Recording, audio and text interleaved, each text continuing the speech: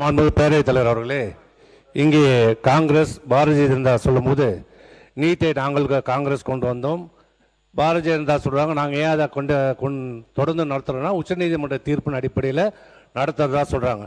காங்கிரஸும் சரி பாரதிய ஜனதாவும் சரி வேறு வேறு ஆள் தானே சரி, அவங்க உடம்புல வருது ஒரே ஜீன் தான். ஆனால் யார் வந்தாலும் உச்சநீதிமன்றத்தை தீர்ப்பின் அடிப்படையிலே நாங்கள் நீட்டை கொண்டு வருவதாக சொல்கிறார்கள்.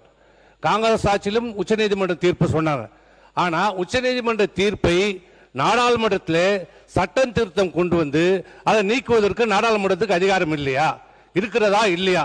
இதற்கு முன்னுதாரணம் இருக்கிறது. ராகுல் பாரத பிரதமராக ராஜீவ்காந்தி இருந்தபோது முஸ்லிம் பெண்கள் விவாகரத்து பெற்ற பெண்களுக்கு ஜீவனாம்சம் வழங்கக்கூடாது என்பது அவருடைய மத கோட்பாடு. அதில் உச்சநீதிமன்றம் அரசியல் அமைப்பு சட்ட தீர்ப்பிலே 1984 தீர்ப்பு வழங்குகிறது, ஜீவனாம்சம் வழங்கலாம் என்று.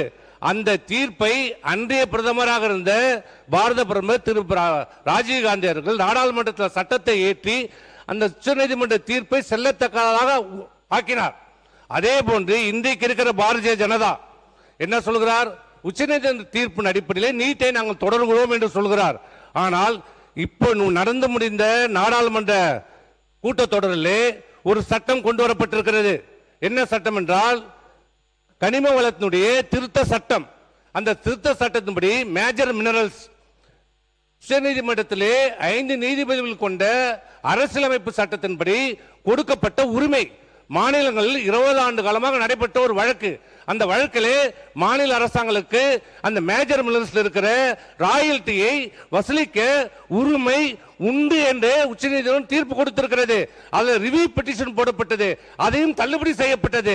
ஆனால் அந்த தீர்ப்பு வந்த ஒரு 6 மாத காலத்துக்குள்ளே இன்றைக்கு பாரதிய ஜனதா அரசு மத்திய அரசு நாடாளுமன்றத்திலே ஒரு சட்டத்தை திருத்தம் கொண்டு வந்திருக்கிறது.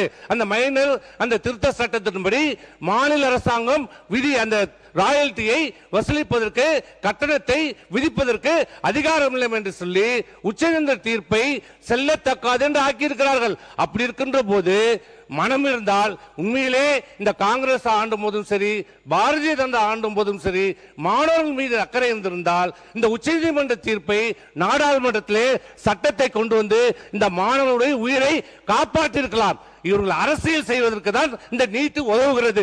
ஆமா, அப்பாவி மக்கள் மாணவர்கள் செத்துக் கொண்டிருக்கிறார்கள்.